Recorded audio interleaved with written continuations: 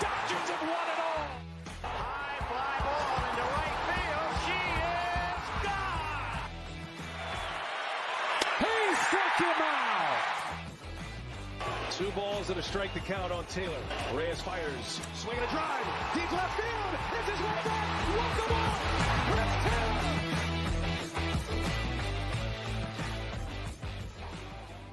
What's up, everyone? Welcome into DodgerHeads Live, presented by DodgerBlue.com. My name is Jeff Spiegel, joined tonight by Scott Geirman here to recap a surprising sort of Dodgers 6-2 victory. I guess surprising in the sense of how it all took place. A bullpen game, a weird lineup. Andy Pages makes his debut. We will get into all of that. But Scott, the Dodgers beat the Nationals 6-2. Give me your immediate reaction to what we just saw. Very much needed win. It hits with runners in scoring position, production, consistent production. The bottom of the lineup actually doing something. Pages coming up, having a base hit in his first swing. Just pluses all around. It was really good to see Ryan Yarbrough kind of continue what he's done. Of course, there's always going to be threat of the long ball from a soft tosser, but he did his job out there. Bullpen game didn't blow up in their face and create more of a problem. It's what you would expect out of a bullpen game. Keep the run production as minimal as possible. Don't allow a day that could spiral out, really get out of hand. So all around, just a much needed win and a lot of pluses for me. Yeah, this is one of those games we talked about it in the preview this morning. I mean, Dodgers heavy favorites in a game like this, in part because Patrick Corbin's on the mound on the other side. And so you're expecting the Dodgers offense to be able to get going.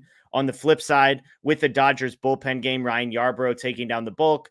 Ryan Yarbrough has been effective, but the Dodgers bullpen has been a weak point. And so I think, Scott, if you had told folks before the game, hey, the Dodgers bullpen's going to get 9 innings worth of outs and only give up 2 runs, I imagine people would be pretty pleasantly surprised and pleased with that, right? Yeah, I would say so. Didn't have to use too many. I mean, this is the type of production from a bullpen you'd hope to see out of like with a standard starter in there. You'd get one, your main bulk guy in, and then you'd get, kind of maybe another one coming out maybe for the 7th, and then perhaps a matchup guy and then closer. So it just took maybe one extra arm. So this kind of, I'm sure Dave Roberts and the rest of the front office are happy with what happened today, how this all played out. You look at Ryan Yarbrough's stuff, you're never going to get strikeouts. Not a lot of strikeouts from them today. It was just good contact all around. Like they were exactly where they need to be. Not many barrels, unlike the game I was at yesterday. That was rough.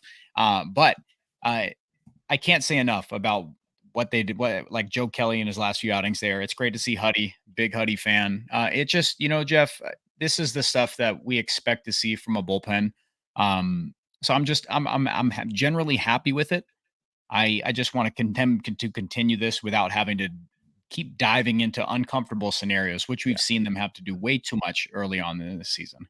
Yeah, you mentioned staying off the barrel. If you go look at the 16 hardest hit baseballs tonight, only 3 of them were off of the bat of the Nationals. So kudos to them. And it is funny. I'm laughing now because we're talking about this as a bullpen game. They had a guy give him 5 innings. It's rare to get 5 innings from a guy in a non-bullpen game in a normal start nowadays. So Yarbrough able to get 5 full innings.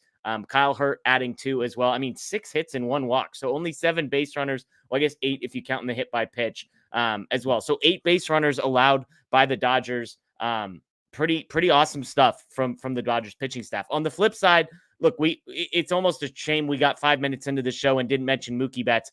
5 for 5 from the top of the order. A couple of extra base hits in there, 2 doubles, 2 runs, 2 RBIs.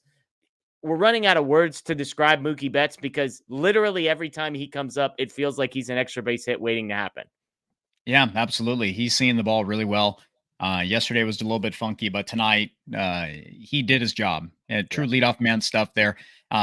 Same with a lot of Dodgers hitters. They can hit the long ball. Same thing with Will Smith. The veteran bats, these are the same type of stuff. You and I have spoke about this a lot. What makes Will Smith special, what makes Mookie Betts special is when they can hit it out. They can do whatever they want, put it anywhere. But when they're taking that fastball away, yep, exactly. Seeing bowling balls. When they're taking that fastball up in the way and then and they know exactly what they need to do. Just shoot it through the right-hand side, keep that moving, get on base, and just turn that over. Keep pushing that down the line. But when it's there and he's seeing a bowling ball in his zone, he's able to put it in the gap, get extra bases here. And you saw it tonight. He really just get on base, Mookie. They're doing exactly that there. There's a reason why he's one of the top in runs scored every single year, just because he has a knack for getting on base. At-bat qualities through the roof there. And his barrel is exactly where it needs to be. Yeah, of those 5 hits, 4 of them 98 miles an hour or higher off of the bat. So Mookie Betts was crushing things. You go down the box score for the Dodgers. Shohei Ohtani goes 2 for 5. I'm sure we're going to get into the 3 that he didn't get because those all came with runners in scoring position. But you mentioned you go down the lineup. Teoscar Hernandez 1 for 4, but grounds into a double play, knocks in a run early on. Kike Hernandez 1 for 3 with the home run. And then this was the first thing out of your mouth, Scott, and I think it's the most important part. You look at the bottom of the lineup, 4 hits in 11 at-bats from those guys at the bottom of the Dodgers order, add in a walk as well. So 5 times reached in 12 plate appearances for Pages, Rojas, and Barnes. I mean, that's the difference. When Mookie Betts is coming out with those guys on base and clearing them with doubles, that's the critical piece here for the Dodgers. They're going to be able to score just with those top 3 or 4 guys in the order when they've got everybody in the lineup. They didn't tonight. But on nights when, not everything is clicking, when it's a bullpen game and you need a little extra juice, the fact that Barnes, Rojas, and Pages were able to get on base as often as they did, I think was ultimately the difference here. Yeah, I mean, Jeff, 4 for 13 with runners in scoring position, left 9 on base. Get yourself opportunities, guys. Like to Miguel Rojas, like I'd really like to bring him up because he's not so many years removed from being a guy that can hit above 280. This is where if you're not going to get, slugging from the guy like the bottom of your order and your bat just doesn't have it in there, just get on base. Just put the ball in play. Eliminate the strikeout. Like Miguel Rojas was the guy when he was with the Marlins that was hitting above 280 for several years. Like it's just he's got it in him. I'm not saying that this is stuff that's going to continue, but is at bat quality. Let's just keep that going. Same thing with Austin Barnes. You put that at the bottom of the order. It's just if Gavin Lux won't be that guy right now, and until he does, I hope he does. But if he's not, then hopefully you can have Miguel Rojas, playing that role. Austin Barnes, when he's in there, playing that role in the limited time he's going to get it. I don't care if his OPS is going to be, as long as his front number, that batting average, stays up. And that's the only time you'll really hear me say that. Because Matt's in the chat right now, jumping up and down right now. He's clapping in his room, just fell to his knees right in his kitchen. Yeah. That's why he hasn't been able to comment yet. He's so happy. I think he just knocked his computer off of his desk and is just loving life with the batting average talk here. For sure. And I don't care. Like it was Patrick Corbin. Like the dude's been, a shell since 2019. He left it all on the field, and that's fine. But it's just about building on positive results. That's why with Chris Taylor, we'll get to this, but it's just when nothing's going right, you have to make opportunities for yourself. And with Chris Taylor, goes up there, gets on base, and immediately gets picked off. I know that, Blake made a good point that against a lefty, it's go first move. And that's sure. Fine. And if that's what it is, but it's just when things aren't working, you have to make something happen yourself. Yeah. When the normal stuff, when you're kind of off and when you're in that position, you have to make stuff work. So Miguel Rojas, if he's not slugging, then he needs to find a way to get on base, put the ball in play, make something happen. Austin Barnes, same thing. He's catching barrels, put it out there. And, I saw that swing 3-0. Let your slugger slug, right, Jeff? Not quite. I just love people are like, Austin Barnes was crushing baseballs tonight. How many hard hit balls do you think Austin Barnes had tonight, Scotty? I don't know, but it looked good, right? I would say what, 1? Was it 1 or 2? 1? I mean, it looked good. Everybody can say it looked good. 102.6, had a line out, and then we got 94.3. That was the single. 86 mile an hour fly out. That was one of the ones people said he got a good one. Oh, that was the 3-0 pitch. He got that bad boy 86 miles an hour off the bat. So kudos to Austin Barnes on that one. Well, like he has had 13 at bats. Like he's exceeding. I'm sure he's exceeding expectations so far. And I still need to drop my Venmo to you. But you can. I lied. Barnes had 2. Excuse me. I missed his top one. So he's got 2 hard hit balls. And yes, I still do owe you. I still do owe you $5. I asked for the Venmo. I know. I forgot. I forgot. But it's just to back to the topic. Topic. We're getting the bottom of the order is where it just. You'd be like 6 through 9, arguably could be some of the worst around the league when they're not playing. So it's about when they're all lumped together here. Andy Pages, his insertion there, whoever slots in center field, left field, them being productive adds so much to the lineup. And if Miguel Rojas is going to go in there, just run him out till the wheels fall off, whatever. Yeah. But it's just we have to find a way to bridge the gap from that, even if it's 5, I would say 6 through 9 and then flip it over. And they're on their way to figuring that out. If they can maintain this consistency, some combination of them. That was the only the biggest issue. I know Blake said, hey, go on first move with the lefty. I don't know why he's moving. Like once you get down to the bottom of the lineup, the single-minded focus should be how quickly can we get the bat into Mookie Betts' hands at the top. We shouldn't be running into outs those guys at the bottom. And again, who knows if he was told to steal. So we don't have enough information on who to blame there. I just thought with 2 outs and Andy Pages up, like, why are we stealing at all? Just the goal should be get the bat into Mookie Betts' hands as quickly as possible. But thankfully, none of this matters. Let's do a quick recap of this one. Again, we appreciate everybody joining us live on Facebook, live on Twitter, live on YouTube. Thank you very much. DodgerHeads live post-game show with Jeff Spiegel and Scott Geirman. This one started out, Scott, in a way that didn't look like it was going to go in the Dodgers' favor. If you tuned in a couple minutes late, you probably caught yourself a little bit scared because the Nationals looked like they were going to jump on top early in this one. They have a runner thrown out at home with 1 out in the first inning, end up stranding runners at second and third. So Kyle Hurt, who's starting, everyone likes Kyle Hurt. He's a reliever that people like, struggles to start. Thankfully comes back in the top of the second, 8-pitch, 1-2-3 bounce back. But again, the Dodgers respond in the bottom of the first because when the Nationals blow their opportunity, the Dodgers promptly load the bases with nobody out. Unfortunately, Teoscar Hernandez grounds into a double play that does score a run. Kike Hernandez strikes out. So bases loaded, no outs, only 1 run across for the Dodgers.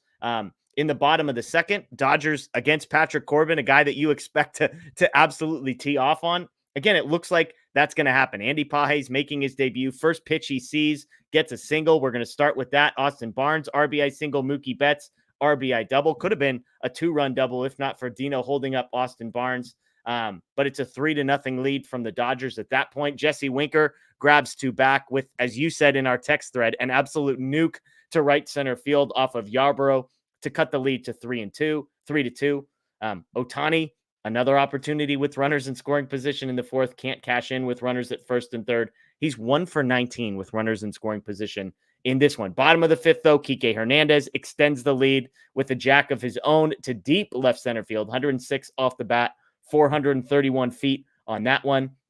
Teoscar Hernandez, an RBI single there in the bottom of the seventh to make it 5-2. And Yarbrough settled down, by the way, 14 consecutive retired by Ryan Yarbrough to get out of that one. Same thing with Kyle Hurt. It was struggle to begin with and settle in as the game went on. Joe Kelly for the 8th, Mookie Betts an RBI single in the bottom of the 8th, and then Daniel Hudson closes this one out in the 9th inning. 6-2 victory. As we said, the bullpen gets the job done. The offense gets the job done. Everybody goes home happy. Let's talk about the guy who, if not for Mookie Betts, is probably the star of the night, and that's Andy Pages. First pitch he sees, Scott, the Dodgers, one of their top prospects, a guy who is an unlikely story, an unlikely return to Major League Baseball based off of his injury, but he singles on the first pitch that he sees. And I just love the aggressiveness, love to see success. Had to be a huge relief for the rookie. Yeah, absolutely. He's not very far removed from a major shoulder surgery. Like this is stuff that, you see that type of news and you're like, power's going to be sucked right out of him. Like that's it. Like you really have to see how he bounced back, but terrific story. I'm so happy for him. This is the type of guy that, with everything going on with Chris Taylor, fans, everybody, we've been clamoring for something, anything, to kind of supplement this roster. And I'm very glad that they didn't just dumpster dive. We talked about it once. They did. We talked about it. Taylor, I said Taylor Trammell. People were asking in the chat, where's he going to be? I was like, he's not going to be here longer than a week. So thank you for your service. But Andy Pages is here. Terrific stuff. Number 3 prospect in the organization. Super happy about it. Let's get a guy with upside. Let's get some youth in there. Someone that we don't know yet, that has all the tools in the world. He's hungry. It's somebody that Dave Roberts, I believe he said that they're not really going to platoon, that he's going to have a little bit of a runway. I'm pretty sure, if you can kind of back me on that. Oh, I was going to say, we've heard he's not going to be in a platoon before. With Outman too. So, and he's still doing that. And even though Outman can hit lefties. So, we just don't, I know. We'll wait and see. But to back you up, that is what Dave said. Dave said they're going to give him a runway. So hopefully he's telling the truth this time. Facts. So if that's how we're going to operate here, he can handle the workload. It's not about that. And hopefully he's, young enough that he's, you hear about young prospects all the time. They're not afraid of the moment. If he comes up and he's not afraid of the moment, this was a great landing spot for him. So it was really great to see him tonight. He's in his last at bat, he kind of got blown down there, struck out, but that's fine. Like, it was really good to see him have his moment early on. He looked fine out in center field. Looked confident there. No bad missteps. He can, he's a young guy. He's 23. So let's let him play every day if that's what it calls for. Until Hayward's back, I really feel like that is the best route to giving some stability to the roster, because having Taylor, Kike, and Gavin Lux out there in some collection of them is a tough group when they're not all, like, at least two of the three putting it together. If it's even none of them, then it's a tough deal. So hopefully Pius can bring some stability, but all around great moment for him tonight. Yeah, let's talk about the bottom of the lineup. If anybody was on social media when Dodgers lineups came out today, it was a thing, because we knew it was going to be a bullpen game. And so you're like, all right, you're probably going to need to rely on the offense a little bit. And then you go down the roster and you're like, okay, Will Smith, I guess, getting a day off today. Oh, Max Muncy getting the day off today. Oh, Gavin Lux getting the day off. James Outman's getting the day off today. Everybody's getting it. 4 of their normal starters got the day off today, which, again, on a normal Dodgers team 3 months from now might not be a big deal at all. But when the guys that they're being replaced by are Chris Taylor, who's 0 for a million, Austin Barnes, Miguel Rojas, who weighted runs created plus on those two guys doesn't even add up to league average if you combine them. That's the tough part for me. So I look down the list and I see Kike Hernandez, who after hitting a home run tonight has gotten his batting average up to 200. Chris Taylor is hitting 0.29 on the season right now. Rojas, 280. He's been good this year. Barnes, again, 308. So, I mean, those two guys at least you could point to. There's been some modicum of success this season, but were you able to make sense of, like, was this, I joked, was it, hey, let's just see if literally anybody can score runs off Patrick Corbin, which may have been confirmed, but how do you make sense of why did all these guys get the day off at the same time? Probably Patrick Corbin. If you would have asked me which game they would have done it on, it would have been, tomorrow noon game. That was the one I thought that was going to be it. Like, you'd say which game is everybody, maybe you'd get 1 or 2 having the day off, but it's just, Is the saying going to be, line change? That's what happened tonight. Yeah. So line changed all today. So load management. Who's that on there tonight? Does it matter? Is it Matt or Blake? It's got to be Matt, only because there was a huge break when we started talking batting average. So I literally think his computer may have broken. He might have had to go find his backup iPad or something to get back on the chat. Something. So, line change tonight. So Patrick Corbin, it was one of those things where I was prepared to say, like, it's just going to be some lefty who should not have any success against the Dodgers, but it's something that would happen, that Corbin would go out there and shove for like 6 innings and do nothing, but they were able to put up some runs. So, that's it. Odd, but that's just how it goes sometimes. You really needed a performance from Mookie Betts tonight to really carry that load, right? Well, and look, here's the thing. If you can do that and still get the victory, then you've accomplished everything you want, because you got all your guys, the rest that needed it, apparently, because we know Outman's not in a platoon, so he must have just needed the night off tonight. Will Smith, okay, sure. Catchers need the night off. Max Muncy, sure. I guess Gavin Lux has been struggling, okay. And again, they score 6 runs. My rule is you score 5 or more, and you've done your job if you're the offense. They score 6. And yes, these guys all got hits off of Patrick Corbin, so maybe it's trying to get a little momentum. Hey, let's throw these guys in the lineup and let Chris Taylor see if you get a hit. Didn't work, but maybe some of the guys at the bottom of the lineup, it worked out. Austin Barnes, as we talked about, got into a couple so much that he was feeling himself 3-0 at the end of the game. So, dude, the confidence thing is real. Do you see his distances tonight? He had 367, 384. Like, that's 2 of the top 5. So he's roping. Is there anybody else on the roster that we look at numbers that start with a 3 and a 6 and we start getting fired up about it? I don't know. I mean, Chris Taylor right now, but fair. I mean, it's just Barnes was barreling baseballs tonight. There's no doubt about it. My joke Jeff, is we're gonna stay there. We're just gonna go at bat quality. Power. I'll never get over. He swung 3-0, Scott. He swung 3-0 with Mookie Betts coming up behind him, bro. Take the walk. Take the walk.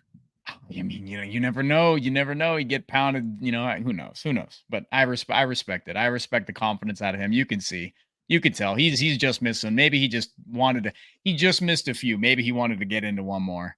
Yeah. Yeah.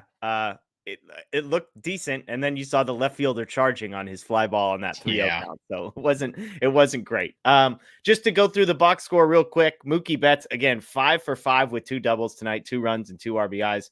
Shohei Ohtani 2 for 5. I mean, there's going to be a big deal made of this. Ohtani 1 for 18 with runners in scoring position on the season. You look at the exit velocities in those at bat. I mean, he's hitting the ball like 108 mile an hour. He just happens to be hitting him right at the second baseman.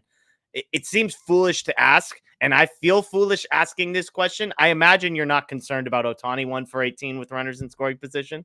No, not at all. Yeah. Not at all. Yeah, I don't. There's nothing else to it. I don't have any explanation behind it. Just no, not at all. Yeah. He'll figure it out. His career numbers are terrific with runners in scoring position. So that's something that we can sit back and let it roll.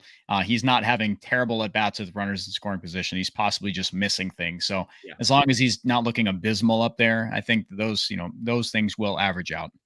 Literally the hardest hit ball of the game tonight was Ohtani grounding out with runners in scoring position for what it's worth. So that was 107.7 miles off of the miles an hour off the bat, 360 expected batting average on that one. And it went nowhere. So both of his other 2 at bats with runners in scoring position, by the way, also hard hit baseballs, 97 and 97 miles an hour. Yeah. So somebody makes a good point. Same thing in the chat. I mean, Michael Carrillo, I'm with you. Like Freddie looks a little bit, he's in something. Perhaps he needs another late night BP session with Charlie in the backyard to really get himself right. As always, he'll figure it out, but it definitely looks like he's going through something, seeing it. He's just not barreling it at the moment. Yeah. I mean, you look at Freddie, the 288 batting average, 404 on base percentage. It's a 384 slugging percentage. That's slightly concerning. He had the one at bat versus Corbin where he just missed, and you could tell Steven Nelson even called it out how pissed off he was. He takes like a 110 mile an hour hack in his warm up routine, and then struck out, I believe, like 2 pitches later. So 0 for 2 did draw 3 walks tonight, so at least he's got that going for him. Teoscar 1 for 4, but again, grounds into a double play with the bases loaded. Kike 1 for 3, but it's a home run.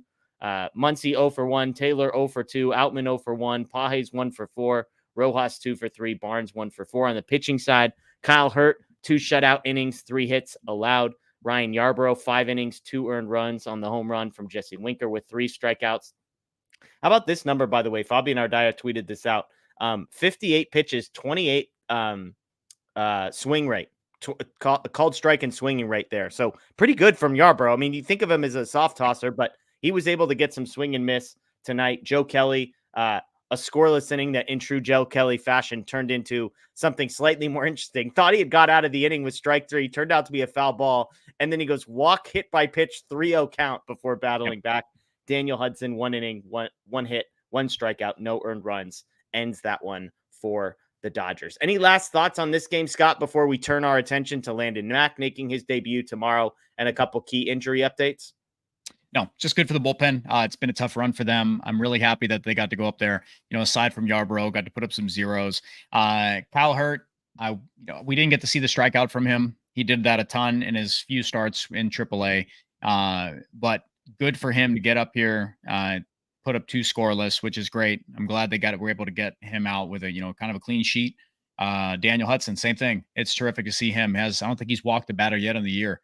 So it's just a guy that we hope at the back end, he's going to be a rock. You can just tell that Joe Kelly's been on a run.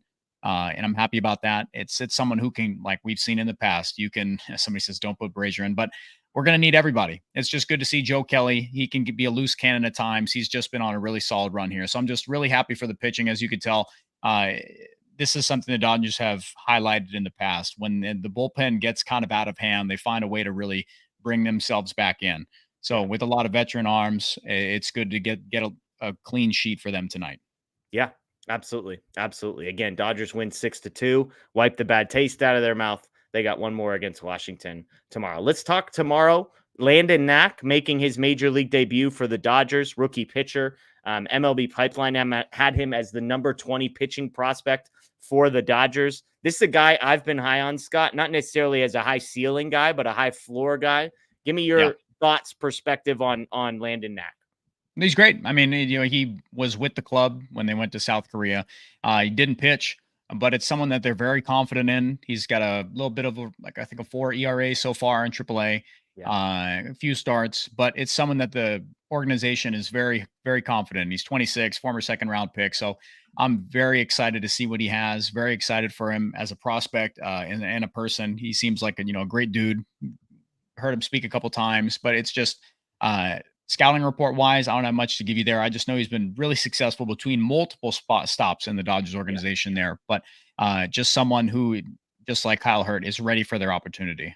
Yeah. I mean, Knack is, as I said earlier, this is a high floor, not a high ceiling guy. We're not talking about somebody who's going to be a number 1, number 2, or even number 3, but we're talking about somebody who I think with some degree of confidence, you can say is going to be a major league pitcher for a while. The scouting report on him is command. It's command, command, command. I'll never forget when he got drafted by the Dodgers. This is from MLB Pipeline. He was a 5th-year senior. MLB Pipeline says he might have been the best 5th-year senior pitching prospect ever. How's this? This was in the COVID-shortened 2020 season. He had 51 strikeouts in 25 innings to 1 walk. He had a 51-1 strikeout to walk ratio as a 5th-year senior out of East Tennessee State. Ends up getting drafted in the second round. You mentioned it. That was a record bonus for 5th-year seniors, by the way, from Landon Knack. And the career has kind of been up and down. It's been nothing remarkable. Last year was his best year, though, 2023. He made a handful of starts, 12 starts at AA, 10 starts at AAA, sub-3 ERA in both of those places. Strike out about a guy an inning. But again, the walk rate is kind of going to be his calling card moving forward. And so I expect that he's going to be a competent pitcher. Again, it's not going to be, Tyler Glasnow type stuff. I'm trying to think of, I'd like to think it's maybe a little bit better than a Mitch White, but maybe like a Ross Stripling type as far as performance. Like he's going to be a number 5 starter type of guy, I guess is kind of ultimately where I land on him. But I'm excited. You mentioned he's 26 years old, added to the 40-man roster, hasn't gotten a chance. So for me, Scott, I always just get excited about guys getting a chance to make their debut, especially a 5th-year senior who got drafted out of East Tennessee State. Yeah, I mean, that's the same thing. I was with Ricky Vanasco last night at the game, sitting field, and I was looking, and it was cool to see the moment after he got out of his first inning, slowed walk off. You could tell he kind of soaked that moment in. So that stuff's cool for me as a baseball fan, and someone who I've had quite a few people around me that have, made it to the major leagues, and it's been cool to see them really succeed. And it's really great to see these young prospects come up, especially for the Dodgers, and have success. So it was great to see Vanasco there. And for Knack, and a lot of what we're seeing, Pages, let's see these guys perform. They're on a team where the top slab is so good, and you can rely on them to do that. That's why I'm happy the organization is being not hyper aggressive, but they're being pretty aggressive than what we've seen in the past. Like I know I tweeted out that we need major reinforcements from OKC tonight, like a few days ago. And here we are. So it's great that they're looking within to really find some upside or something that, we can raise that floor. We can make that happen there and supplement this without having to go for guys who we already know who they are in the major leagues, like Taylor Trammell. We already saw who he was. Let's not keep doing this. Let's go for some upside. Let's find some untapped stuff here and really see and, throw them into the fire, see if they can hang. And I like what I'm seeing from Landon Knack right now. Fastball touch 96. Let's see him with above average command. Let's see what he does out there. Find a role for him. So I'm excited, man. I'm really with you. That's something that all of us should be excited about. Aside from we have Shohei Ohtani, Mookie Betts, and Freddie Freeman. Let's see what these top prospects really have in the tank. Yeah, I'm with you. And look, it's the same thing I said with Pages on our preview show this morning. The landing spot against the Washington Nationals is exactly what you want. Like if you want Pages to make his major league debut, you draw it up where Patrick Corbin's on the other side, because Pages has probably seen better pitching down at AAA than he saw at the major league level tonight. Landon Knack, like if you could pick a team that you want to make your major league debut against, how about a home start day game against the Washington Nationals? Feels like a pretty good landing spot. So I'm excited for him. I'll be curious. I mean, look, with Bobby Miller being injured, the Dodgers need reinforcements there. So can he pitch well enough to kind of earn a little bit of a spot, maybe make a few of these starts will be interesting. I know Scott, I picked him up in fantasy, little Dodgers bump, maybe get through 5 innings, eligible for a win against the Nationals. So we'll see if Landon Knack can perform well. Speaking of young pitchers, one of the guys that maybe we would have expected to be in this spot is Emmet Sheehan. If you haven't been following the Emmet Sheehan injury news, kind of an interesting back and forth. Dave Roberts was quoted as saying his arm, quote, hasn't responded as hoped, called it a long-term situation, said that Sheehan was, quote, a ways away. Emmet Sheehan, on the other hand, said said he had forearm stuff before, that it's not too scary for him, that it's mostly just annoying, and that he hopes to start his throwing progression this week. So how do you make sense of this, Scott? You've got one guy saying, yeah, I hope to start my throwing progression this week, and you've got the manager saying he's a ways away. Yes, it's what Dave Roberts does. He provides a lot of everything with a lot of nothing, and that's just classic Dave. We never know. Guys are going to be on two different sides. Some can call it gamesmanship, and another thing can just be annoying, or that we truly don't know yet, and how he's going to wake up tomorrow and how he's going to feel. But Emmet Sheehan's gone from the lightest of worries to I am shaking, and I am the one dropping to my knees in the middle of Target, like wondering if he's going to even pitch this year. So I'm certainly high on Emmet Sheehan. I would love to see him, but we really don't know kind of where he's going to be at. It's honestly like, let's wait for the next surefire report and when that's going to be. So, hopefully it's not for longer, but it's kind of trending in that way, right? Yeah. I mean, look, I'm with you on Dave Roberts. As a track record, his history here is not great. I will say this report is especially concerning to me because, of course, the player being more optimistic is not surprising to me, but the player is probably saying out loud what he hopes to be true, which is I hope to be starting a progression. I hope this isn't something to be scared of. Originally, this was reported as a shoulder injury. He said his shoulder's been fine all along, that it's always been a forearm injury, which if there's one thing worse than a shoulder injury, it's probably a forearm injury. The good news is it did an MRI, no damage to the flexor tendon, just inflammation. Again, Sheehan said, I've had forearm stuff before, so it's not too scary for me, but we'll see. Spring training reported his shoulder. Now it's a forearm. I joked that I thought this was a made-up injury to limit his innings. I'm clearly not right about that because this is a real thing.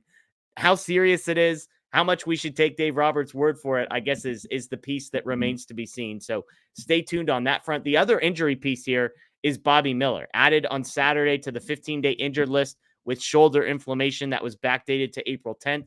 Again, tell me if you've heard this before. Quote, nothing to worry about, he says. The LA Times had a source that said it was not severe, that there isn't going to be a need for surgery. Miller said it's just something that's been nagging him for a few weeks. Quote, nothing crazy, nothing too serious. Again, an MRI with no structural damage. So we've heard this before, Scott. We've heard that, no, don't worry. It's nothing too serious. The MRI is clear. Give me your level of confidence that Bobby Miller is going to be back in the next couple of weeks. Like a 5. We'll say there, because we just, it's another one of those, TBD. We just have absolutely no clue. It's a concerning high velocity guy. When I was writing that piece about Clayton Kershaw, kind of commenting on all these injuries, I know I've seen a lot of the numbers that it's pretty on par with shoulder injuries or, elbow injuries this year for pitchers. But it's just the narrative at the moment, and it's dealing with a lot of high velocity guys we're seeing go down. Bobby Miller is right in that range. So it's one that I don't have the most confidence in, but as long as we don't see some alarming report come out and they immediately shut him down, the fact that they're leaving that window open makes me feel about 5-6. We'll stay there. But it definitely is concerning. I don't want to see him, kind of flaring up at this point of the year, anything after having such a career high in innings from last year.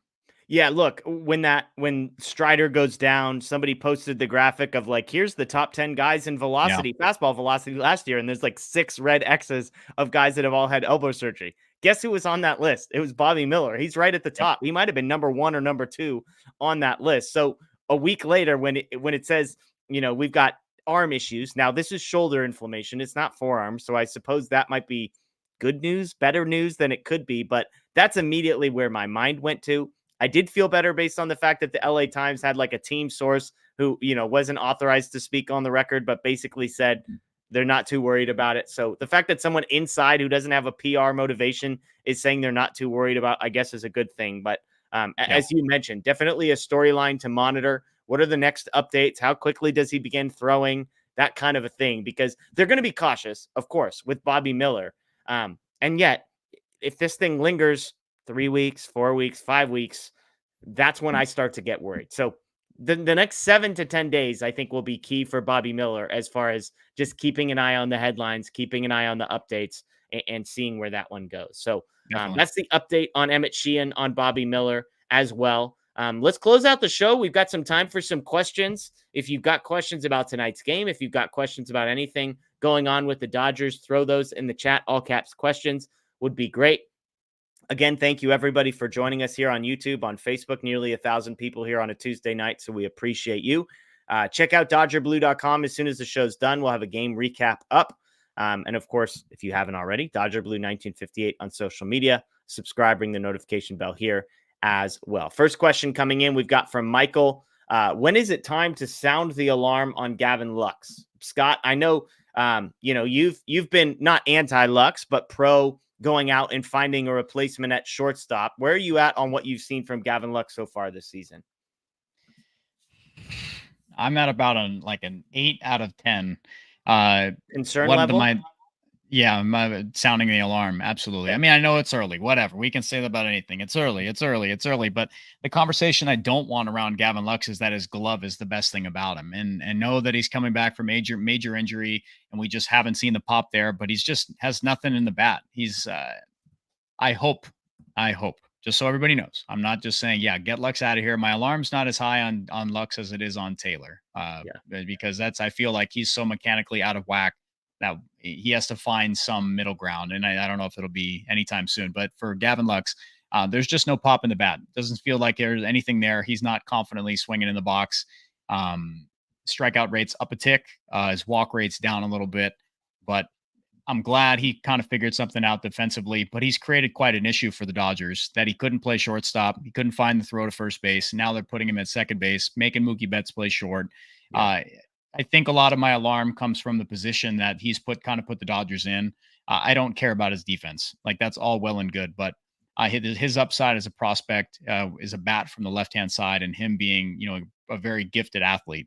So I'll give him a little bit of run there, but it's just history, man. You keep saying everybody's going to be fine, dude. And that just, it doesn't really work like that. Like, players aren't always going to pan out. Like, not everybody pans out. Like Gavin Lux, we just, what ceiling are you okay with Gavin Lux doing that? Like, if everybody else figures it out, if Pages is a real deal and he finds some level, if Altman comes up and we ride that, when his highs are good, then it's great. Like, he's a very above average hitter. Then it's okay to have a glove guy at the bottom of the order. You can't have multiple people just being defensive players. It just does not happen. It doesn't work like that. The Milwaukee Brewers have multiple young prospects up with the team right now, and they're batting 280, 300, and that's great for them. But you can't have Gavin Lux up here batting. What's he hitting right now? He has like a $157, with a slug of 176. That's just not okay. That's not going to work out like that. So that's where I'm at on Gavin Lux. I hope he figures it out, because then they can find something else to attack at the deadline instead of having to worry about middle infield. But I'm not happy, because it's pushed Mookie to shortstop, and it's created just another multiple issues for the Dodgers. So it's more frustration with Gavin Lux. Yeah, I mean, you mentioned it, 55 plate appearances. I think we could do the optimistic, pessimistic thing. I think the pessimistic side is, okay, this guy, like, there was a lot more you could put up with if he was playing shortstop. Now that he's moved to second base, the tolerance for a bat that isn't going to work is a lot lower, because you feel like, well, we could replace the second baseman, and we could find the level of production we're getting right now. I think the optimistic side is it's 55 plate appearances, for the same reason that I was getting frustrated on social media last night about all the people freaking out about the Dodgers and their record on April 15th. I think that same logic could be applied to Gavin Lux and James Outman and fill in the blank. Now, Chris Taylor, I think, is a different conversation. I think that's the next question we're going to get. So we can table that one for a second. But I mean, look, Gavin Lux missed all of last season. So again, if we're going to, I've got a friend who I really admire, and one of her things is always tell the best story. What's the best possible story you could tell? Give somebody the ultimate benefit of the doubt. with a guy like Gavin Lux, he missed all of last season. He dealt with the mental games of being the shortstop, flaming out at shortstop, getting switched right before the season, et cetera, et cetera. This is a guy that last time we saw him in 2022 had a 114 weighted runs created plus. For context, James Outman was 118 last year. So offensively, he put up a James Outman level year last season, the last time we saw him. So that's like a well above average offensive season. That's the number that if we can get there, then Gavin Lux, the prospect, is right back where we hoped he would be a couple of seasons ago. I'm not saying he's going to get there, but I think I'm with kind of where you ultimately landed the plane, which is this is 55 plate appearances. Like, let that number get to 100 plate appearances before we start throwing dirt on a 26-year-old's grave who missed all of last season. Because to your point, the defense has been fine. Nobody's talking about Gavin Lux's defense at second. Not that he's going to win a Gold Glove, but there were serious doubts on if he'd ever be able to be even a competent major league second baseman defensively. So at least he's checked that box. Now, Gavin, you got a few more weeks. Give him some more runway. He's a young kid, 26 years old. Give him some runway. See if he can get up to 100, 120 plate appearances, and then see what happens. That's kind of where I ultimately land, Scott. Sure. I can even tell everybody, I from where I'm at with Gavin Lux, I think he has a longer leash than Chris Taylor. I'll be honest with you there. Yeah. I think until the All-Star break, that's when things will get pretty intriguing about what they sort of do there, because I know the organization would preferably not like to have Mookie Betts playing there as much as he is, because we saw him there tonight with Miguel Rojas. Was he playing third? Rojas was playing third, yeah. So it's like that's not ideal, or like organizationally. Like the goal going into the year was to take some run off of Mookie Betts. So let's hopefully do that. I can even tell everyone the propaganda that I had in 2022 about Gavin Lux. Like, he had a 129 WRC plus from the 8th and 9th spots in the lineup. Like, that was my shtick. Anytime I had any article, anything about Gavin Lux, he was a vessel to turn that lineup over. Hyper athletic guy, 8th, 9th spot. He's able to go up there, work a walk, get on base, whatever. I don't care if he slugs, just put the ball in play, make something happen. That's where it was, but he's not doing those things right now. Yeah. And until he does, it's going to be this way. He has 0 barrels. Hmm? I was just going to say, to your point, he has 0 barrels. He's last in Major League Baseball in barrel rate. So it's like, we're talking about, he goes up there, he just confidence in at bat. It's just not there. At bat quality isn't there. And until he finds it, it's just, this is where it's going to be. But I want him in the 8th or 9th spot to tell everybody there. I want him to be there. It's just, he doesn't have it at the moment. And it's just going to take time. And that's why the rest of the lineup, I'm glad they addressed outfield. I'm glad they brought up somebody there instead of, bringing up Trey Sweeney and being aggressive. They don't need to do that. Like, it's, it's just, let's go for the obvious fix and someone where let's remedy another spot in the lineup where it has a little more interchangeability. And I think that's where I'm glad they went that route instead of something else. And I think, to the point of one other thing, like, if you look at a guy like Michael Busch, and I'm not going to do my whole Michael Busch thing right now. The Dodgers clearly didn't think he could play a position other than first base, which is what the Cubs are letting him play. And he's absolutely mashing the ball. But one of the complaints that all of us had about Michael Busch last year was they didn't give him runway. They didn't give him any real opportunities, consistency to get his feet under him. And so the same thing I would say, Gavin Lux missed a year. Like, I would hate to give up on the guy and then see him go and perform somewhere else once he's actually given an opportunity to succeed. Hawaiian Kira with the super chat. We appreciate this. She said, did Pages meet your expectations? How long before Vargas is called? And Scott, what was on the menu at Dodger Stadium last night? Let's talk Pages first. And Scott, I'll just answer briefly. The thing I liked about Pages is he wasn't afraid and he looked like he belonged. Sometimes you see guys come up, and I would say Miguel Vargas to some degree. I would say Michael Busch to some degree. They just looked like the pressure was going to get to them. They looked like they were concerned. They were playing scared a little bit. I saw none of that from Pages. He was aggressive, gets the hit in his first at bat, has a laser later in the game that's caught center field. So to me, absolutely met expectations tonight. Yeah, it was great. First pitch swinging. He didn't have to hit it hard. Like 82.3 off the bat. His next at bat, 103.5 mile an hour line out. So it's great. Yeah. He went up there, found a few barrels there. I wish the second one would have landed, but he looked fine. Kira, we'll wait and see. But he definitely looked like a big leaguer today. Like, he looked like he felt like he belonged, which is great. Soft landing spot tonight. I hope that they continue this run with him, and by all accounts, they surely will. Yeah. What was on the menu? It was a last minute plan. We ate prior. We got Jersey Mike's on the way to the game, and then we were planning to go to eat afterwards. But by the time we did, everything was closed. So I went home and I'm the best, I guess. It's what Mad said. My girlfriend, she's the best. I made fried pickles at home and wings at like 11:45 at night. They were Okay. awesome. It was great. Then I drifted to a sweet slumber, not thinking about the loss that they just had. Are we talking like homemade pickles, fried pickles Yeah, here? man. Yeah, yes. Yep. I made some good ones. Okay. I mean, look, Scott and I are fully aligned on team fried pickles. Absolutely elite food, elite appetizer. Our guy Blake won't touch them because he doesn't like pickles, 10. but that's just a classic food L for our guy Blake. Second Thank you, question Kira. here. You're the best. Kira, you're awesome. You're everywhere. We appreciate the support as always. You're in the chat, on Twitter. Appreciate you a ton. How long before Vargas is called? I think this one's going to be a little longer. I'll admit, I wasn't positive Pages was going to get the call ahead of Miguel Vargas, but he obviously hit himself into it, easily justifiable. But for Vargas, like, I think there would have to be something dramatic that would happen because just like Pages, I don't think they're calling Vargas up unless some sort of everyday role pops up. Is that right, Scott? I would say so, but he's definitely, I know I just had it pulled up here on one of my tabs. It jumped out to get that stat on Gavin Lux, but Miguel Vargas is certainly playing the part in AAA. Yeah. He's doing exactly what he's needed to do.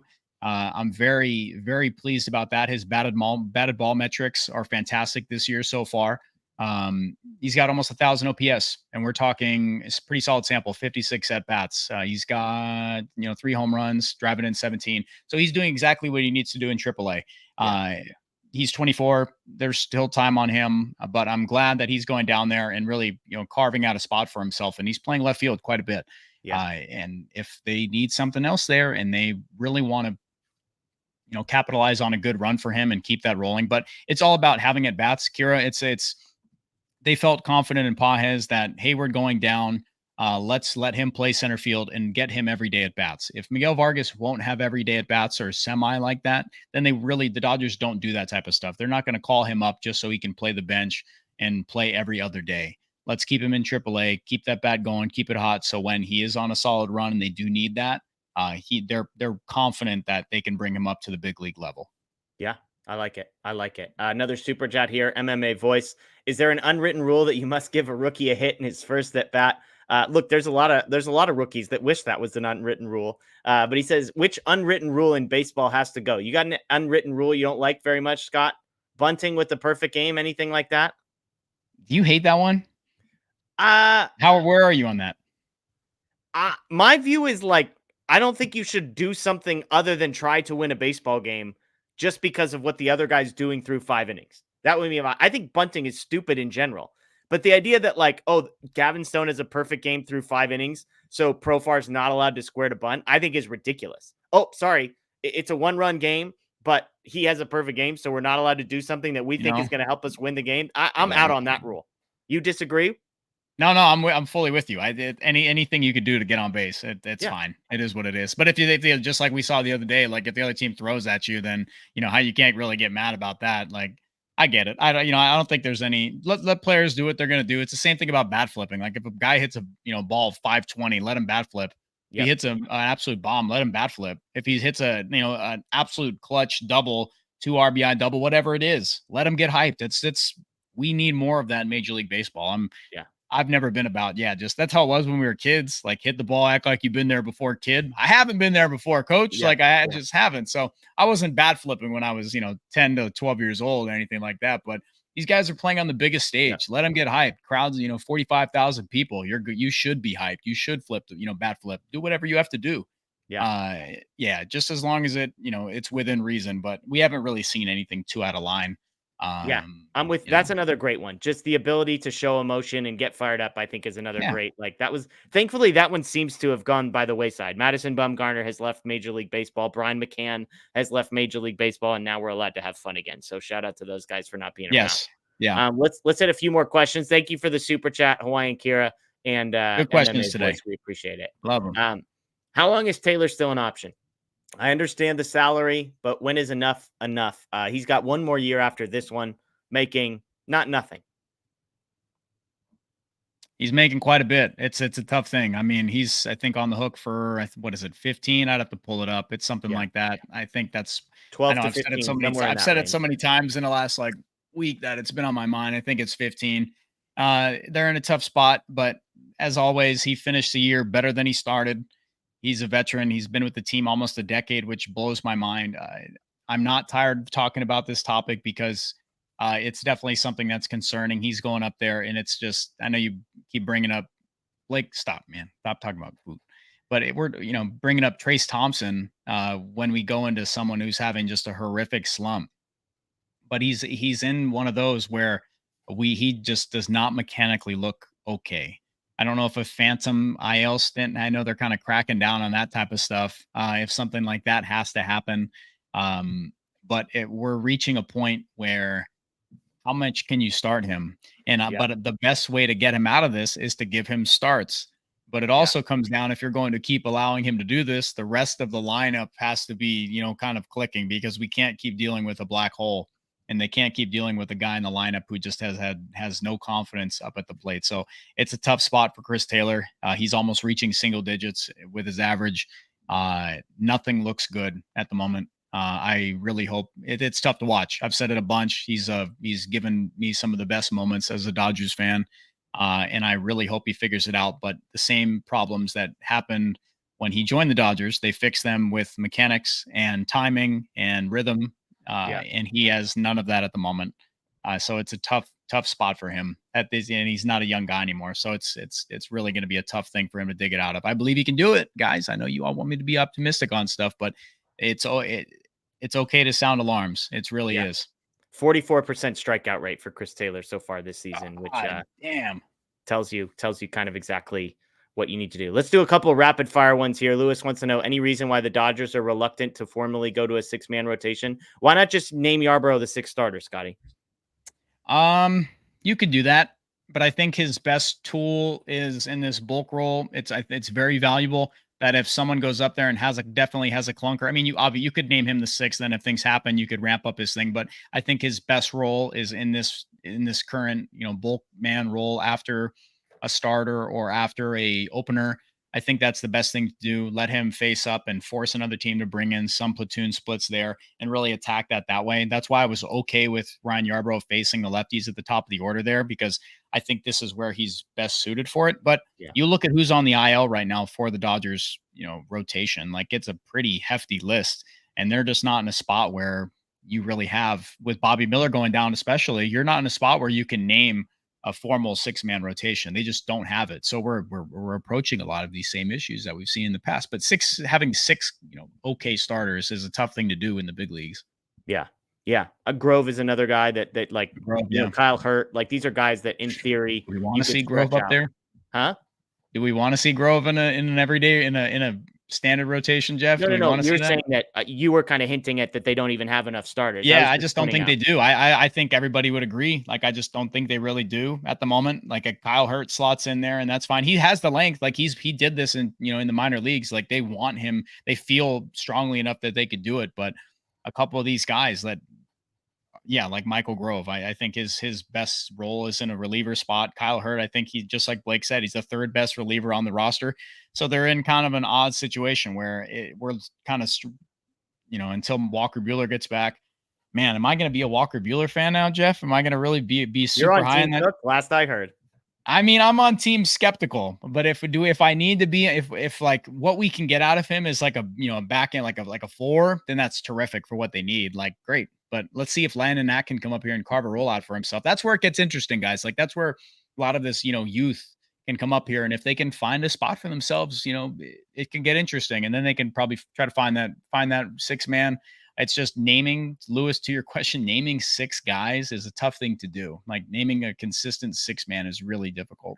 Well, I think to his point, like Yarbrough, technically they haven't named it. And then Yarbrough is throwing 4 to 5 innings every 6th day. Yeah. But he'll come in and pitch 1 inning and then, kind of give you a thing. So I think, as without having so many lefties, like they just send Nick Ramirez down. So it's like, it's obviously they feel like Ryan Yarbrough can come in and give them 1 to 2 innings in a thing, but they'd probably like to keep him available to, if they give him 1 inning, then he can still go out a few days later and give you 4 and then go back to that. So that's fair. Let's see. Sean, this one's funny. Sean wants to know, with Freddie struggling, do you think it's worth switching Freddie back to 2nd with Ohtani hitting 3rd? This would just mean more at bats with runners in scoring position, and Ohtani can't do that. So we got to move Ohtani the other direction, right? Oh, yeah. I mean, Sean, I don't want to do that, man. I'd like to keep that and just get consistency there. But yeah, you're right.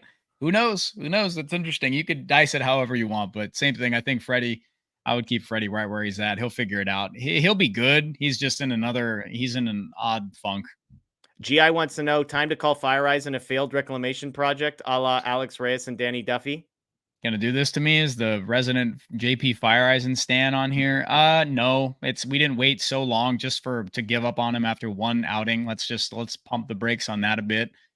He made it back. Like at least he made it to the mound. Like please, like let's give him that. Like he was actually able to build himself up to that pitch in AAA and get him to this point. So that's something to really. I wouldn't say it's a failed reclamation project. His stuff might just not have been on, and he doesn't have an elite fastball, but he has in the past. So let's wait a little bit. Maybe they want to tweak some things there, let him get some feel, and it's okay. He hasn't pitched in a really long time. Let's chill it out a bit. Blake does want to know what you got at Jersey Mike's. I got a club sub in a tub, double meat, Mike's Way, with a ton of jalapenos, peppers, and chipotle mayo. Is in a tub like salad, no bread? Yeah. Okay. Jersey Mike's is legit. I think it's sir. it's top tier sandwich spot. Although to Blake's point, it's not inexpensive, but I'll pay for it. You pay for quality, unlike that pizza that Blake willingly purchased for like $19 and then $19. Then complained about how surprised everybody he was. Get Blake. He eats that stuff. Nuts. Sick.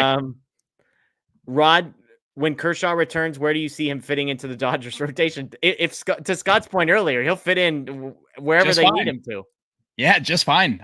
Let's do it. He was thrown at the stadium. I'm fine with it. That's good. Wherever he can. Richard says, I've watched baseball since the 1970s. If Manny had glared into the opposing dugout, he would have worn one the next at bat. I miss old school baseball. Where are you at on throwing it, guys, Scotty? I don't know. I think it's just ridiculous. I think send a message, give him one high and tight, but beaning, it's just all situational. I'm not a big thing of that. But Richard, you got to know, man, their cameras weren't showing stuff back then. There was no social media. Things would be finished and done on the field right there. You'd have to read it in the sports section to know about what happened there. We're talking. It's just all different now. Everything can be talked about. If somebody intentionally gets beamed, guys are just in the 70s, they're just wearing it off, rub some dirt on it, run down to first base. That happens today. It's on the news or it's all over social media the entire night. And then it's getting to the league. So and then you get suspended for it. Back then, and you'd get in a fist fight and you'd be like, all right, break it up, gentlemen.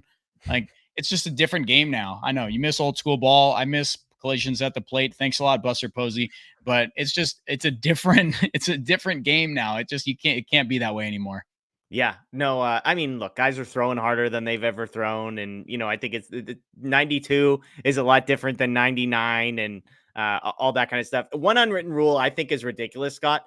Why do the bullpens have to come in every time the bench is clear? These guys come jogging 150 yards from freaking dead center field just to stand around and act tough. Then they got to walk all the way back. It's like the ultimate walk of shame. We need to get rid of that part of this whole ordeal.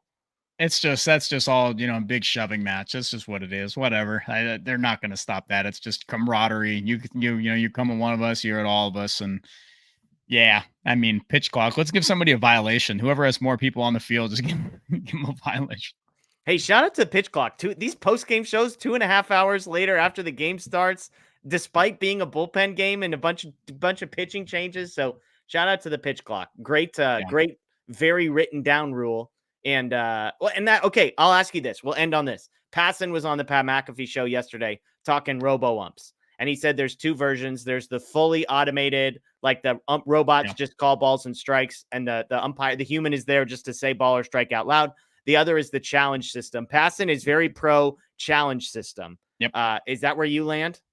Yep. I think I talked to Matt about this, or maybe it was Blake, but either one. But I think the challenge system is terrific. I think that's the way they need to go. It still provides, and it's quick. It's really fast. I don't know if everybody's ready for a fully automated strike zone. It'll change the way pitching happens, in framing, it'll change a ton about the game.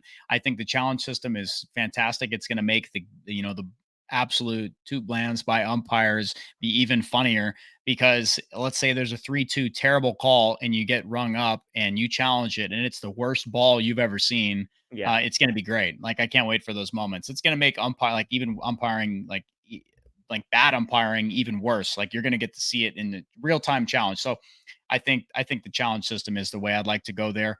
Yeah. More so than just a fully automated strike zone. Let's keep the human element, but it appeases both sides. And I think the challenge system would be way better. Yeah, no, And just be funnier all around. I hadn't thought of what you were saying, but the fact that they're going to have to put the graphic up on the screen in front of the whole Yeah, dude. stadium to show how bad the umpire missed it, and he's just got to wear it in front of 50,000 people is going to be absolutely glorious. So, Yes. good stuff. Good stuff by you, Scott. As always, folks, thanks for joining us here every Tuesday. Scott and I doing post-game shows. Tons of content. If you missed it, we've got a Dodger Heads Daily that comes out every morning.